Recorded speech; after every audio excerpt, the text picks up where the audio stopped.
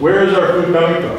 What is the impact of carrying that food 3,000, 10,000, 15,000 miles?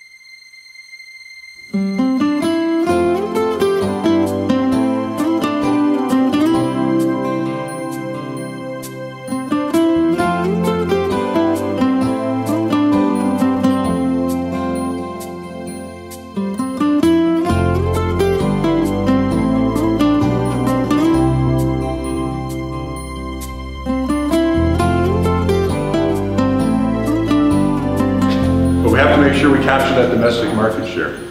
That will lead to our competitiveness, our productivity, and the economy and the state of farming and processing. I think we should congratulate the County of Simcoe and all those people involved with the charter. It's a very important initiative at the local level to have a plan for food and agriculture across the county, not only to provide a good economy locally, in the production and processing of food, but also to provide safe and nutritious food for the consumers across Simcoe County as well. Also to assimilate.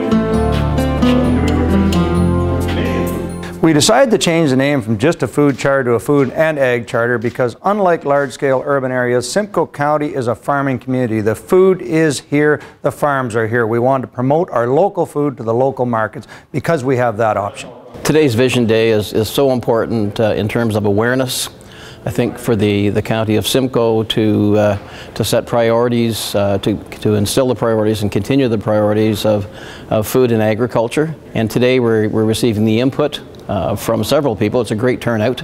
And we're getting the input from everybody to take back and form part of the charter. It's we want to know what people think, and obviously there's a lot of people here representing different groups in the agriculture area, and we've got to get back to the basics, back to the grassroots, that we need to have our homegrown foods, and that the people in Simcoe County should be eating those foods.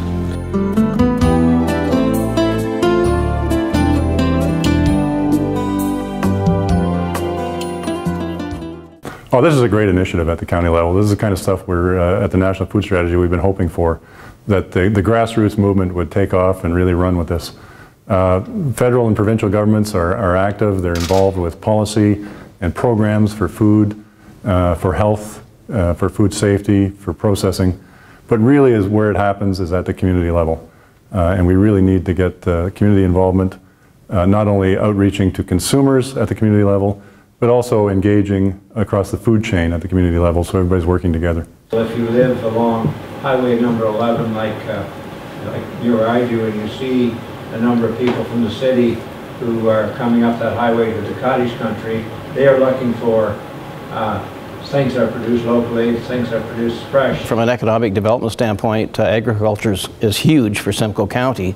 And again, we're growing food for our community, and as was said this morning by our guest speaker, the population is growing and the demand for food is becoming so much more that we really need to focus on that, and again make it a major priority that we continue to grow food and expand on that.